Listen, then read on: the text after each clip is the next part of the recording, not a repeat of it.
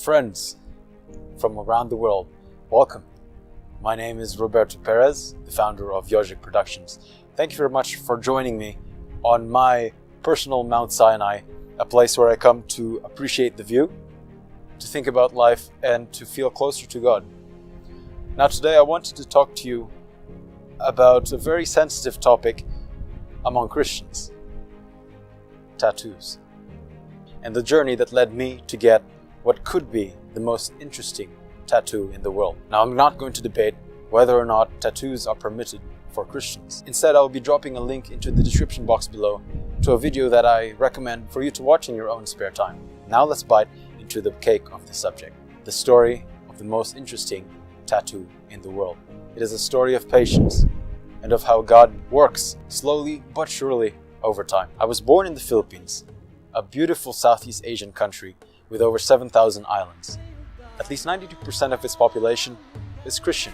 I personally identify myself as Catholic and was raised accordingly by my family with strong religious morals. So sa mga kababayan ko sa Pilipinas, magandang umaga sa iyong lahat, #PinoyPride. However, as you can tell from my accent, I lived most of my life overseas. And just as life has its ups and downs, my religious life was also the same. I consistently experienced a back and forth between seeking God and going after the pleasures of this world.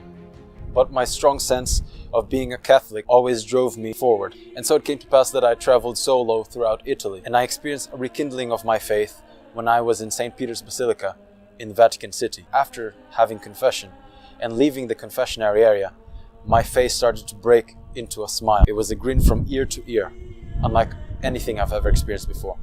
And so as not to freak people out, I then walked past the nave into a corner and stared up at the statue of Saint Longinus, and I just pretended to admire the artwork. But feeling that sense of bliss from that day onward, I knew I was following the true faith, and I decided to dedicate myself to God from that day on. I prayed that God would mold me into the man that He wanted me to be. I even told Him that I accepted whatever He may place in front of me, even if that meant a greater sacrifice on my part, so as long as it meant that He was in charge. That brought me to where I am today, in Portugal. I always do a little background history check on the countries that I live in, and I found out that Portugal was in fact a Templar nation, and even some sources pointed to the fact that the order could still exist to this very day. So then it became my mission from that point onward to seek out the Templars. That journey brought me to Tomar, the north of Portugal, and when I was visiting this small, simple-looking church built on the outskirts of the city. And as I normally do, I go to the front, I kneel, I pray, I spend some time alone with God. There was an unassuming elderly gentleman sitting a couple of pews behind me who stood up and approached me. He told me that nowadays it is rare to find someone of my age spending his own free time, of his own free will, in a church alone with God. And he was quite impressed, to say the least. And he even gave me a personal tour of the church and told me that that very site was the mother of all Templar churches in the world. And after a lengthy chat, he agreed to take me on as a mentor and taught me the ancient ways. Only some time later did I find out that that man was not only of Templar descent, but he was also of a lineage of an ancient Christian order that predated the Templars. They called themselves the Regnum Tuum Venit, or as the Inside Circle called themselves, the Artivian. But what fascinated me most about the stories that he told me of this ancient Christian order was the order's old practice of tattooing Christian symbols on themselves in an effort to preserve the faith during the persecution of Christians under the rule of the ancient Roman Empire. And these very tattoos were used to remember the teachings of Christ and to pass them down the generations. However, the practice died down after Christianity's legalization by Constantine, and its later being the official recognized religion by Theodosius I. And unsurprisingly, no documentation exists to this day, and the art form was only passed down through word of mouth.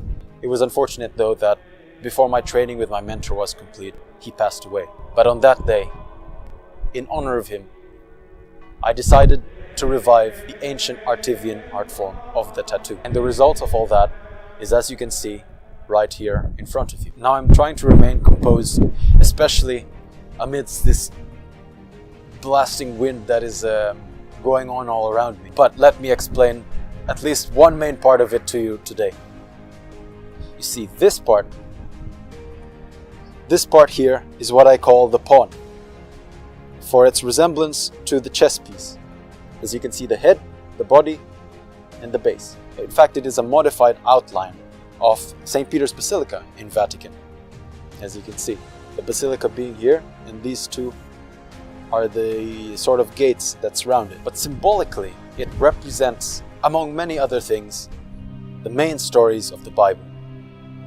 So let me explain to you further.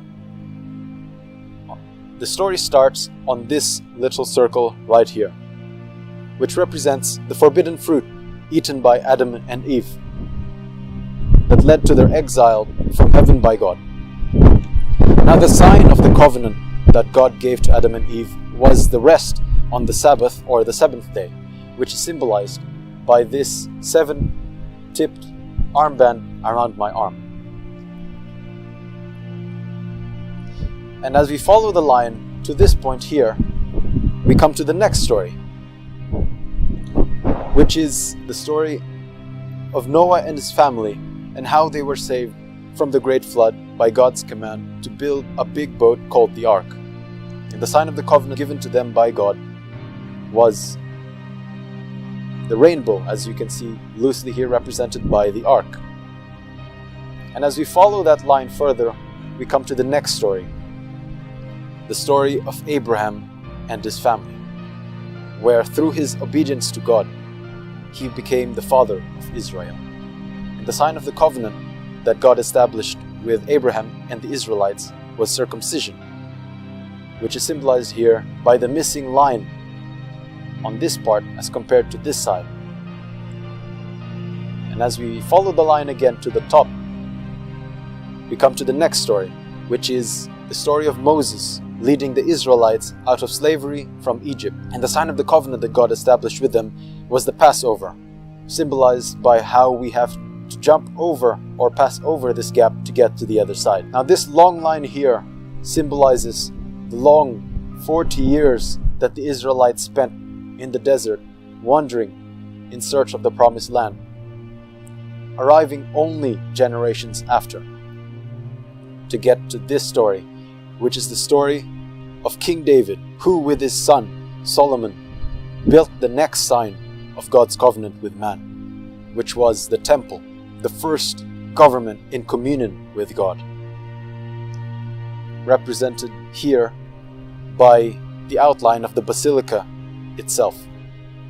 And as we go further, this culminates in the next story, the story of Jesus Christ, who came down from heaven to take upon himself all of mankind's sins.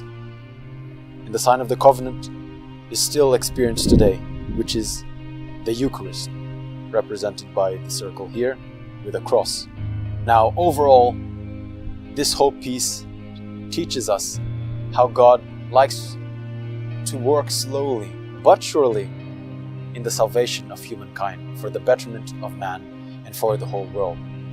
Now, as you can see, there are many more images around my arm, which all have very deep significance. It started as a joke when a friend of mine told me to write a book explaining all the minute details of my tattoo. And what do you know? That joke became a reality with this 187-page book called The Tattoo Designed by God, which not only talks about the symbolism behind every single piece of the tattoo, but it also dives into the rich history of the ancient Christian order, the Artivian themselves. Many of the lessons that my mentor taught me are contained in this book. Now, my book contains colored illustrations and diagrams explaining every single detail of the tattoo, so it might be a little bit pricey compared to other Amazon paperback editions that you find. However, all of the proceeds from the book sales will go back into providing quality content for you in the future.